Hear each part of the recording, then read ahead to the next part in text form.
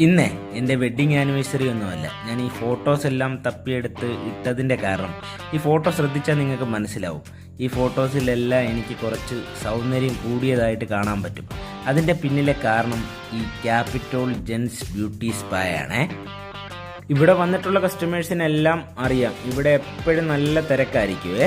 നമ്മൾ ഫോണിൽ വിളിച്ച് ബുക്ക് ചെയ്തിട്ടൊക്കെയാണ് വരുന്നതെങ്കിലും അവിടെ വരുന്ന ആ പ്രയോറിറ്റി അനുസരിച്ച് മാത്രമേ ഷൈജു വർക്ക് ചെയ്യത്തുള്ളൂ. അപ്പം നമ്മൾ ഈ വെയിറ്റിംഗ് പീരീഡിൽ വെയിറ്റ് ചെയ്യുന്ന സമയത്ത് അവിടെ ഇരിക്കാൻ സ്ഥലമില്ലാഞ്ഞിട്ട് ഒരു അപ്പൂപ്പനും ചെറുമകനും വെളിയിൽ വരെ ഇരിക്കുന്നുണ്ടായിരുന്നു. കാത്തൂനും ആർദ്രയ്ക്കും ഒക്കെ പിന്നെ അവിടെ ഫുൾ സ്വാതന്ത്ര്യമായതുകൊണ്ട് അവരകത്ത് കയറി കറങ്ങുന്ന ചെയറിലൊക്കെ കളിക്കുമായിരുന്നു. നമുക്ക് മുന്നേ വന്ന മിഴി എന്ന് പറയുന്ന കുട്ടിയുടെ വീഡിയോ ഞാനൊന്ന് പകർത്തി, അതിൻ്റെ അച്ഛനോട് അനുവാദം ചോദിച്ചിട്ട് തന്നെയാണ് പകർത്തിയത്. അപ്പം മുടി സെറ്റ് ചെയ്യുന്നതിന് മുമ്പുള്ള വീഡിയോ ഒക്കെ എടുത്തിട്ടുണ്ട്. അതേപോലെ കാത്തു ആർദ്രയും അകത്തുള്ള കറങ്ങുന്ന കസേരയിൽ കയറി ഇരുന്ന് അപ്പം രേഷ്മ വന്ന് കസേരയൊക്കെ കറക്കി അവരെ വളരെ സന്തോഷിപ്പിച്ചു. ആർദ്ര ചിരിച്ചു മറിയുന്നുണ്ടായിരുന്നു. അപ്പോഴത്തേക്കിനും മിഴിയുടെ വർക്കൊക്കെ ഏകദേശം ഹീറ്റിങ്ങും ഒക്കെ മുടിയുടെ ചെയ്ത് കഴിഞ്ഞ് ഇനി സെറ്റ് ചെയ്താൽ മാത്രം മതി.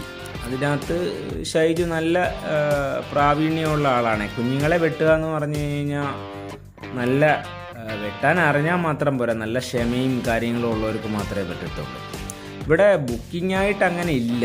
ഉള്ളതെന്ന് വെച്ച് കഴിഞ്ഞാൽ കല്യാണ വർക്കുകൾക്ക് മാത്രമാണ് ബുക്കിംഗ് ആയിട്ട് ഉള്ളത്. നമുക്ക് പിന്നെ അവിടെ വിളിച്ചിട്ട് ചോദിക്കാം, ഈ സമയത്ത് വന്നു കഴിഞ്ഞ് കഴിഞ്ഞാൽ നമുക്ക് അവിടെ ഫ്രീ ആയിട്ട് ചെയ്യാൻ പറ്റുമോ എന്നൊക്കെ ഉള്ള കാര്യങ്ങൾ.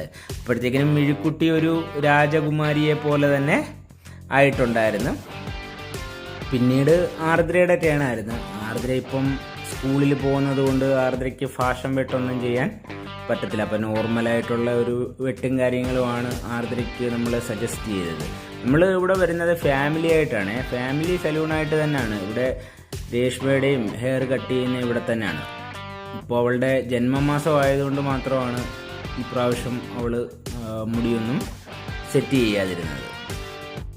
അതേപോലെ തന്നെ ഷൈജുവിനും ഇങ്ങനെ വീഡിയോയ്ക്കകത്തൊന്നും വരുന്നതൊന്നും വലിയ താല്പര്യമൊന്നും ഉള്ള കാര്യമല്ല. എനിക്കാണ് ഈ ക്യാമറയുടെ മുന്നിൽ വരാൻ ഏറ്റവും ആഗ്രഹം.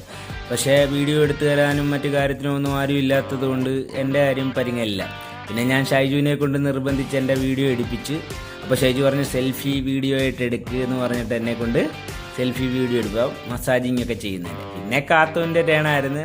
കാത്തു ഇപ്പോൾ പണ്ടത്തെ പോലെ കരച്ചിലോ കാര്യങ്ങളോ ഒന്നുമില്ല. ഷൈജു മാമനുമായിട്ട് നല്ല അടുപ്പമായതുകൊണ്ട് ഇപ്പം കാത്തു അടങ്ങി ഇരിക്കുന്നതുകൊണ്ട് ഷൈജുവിന് വലിയ ബുദ്ധിമുട്ടൊന്നും ഉണ്ടായില്ല വെട്ടാൻ.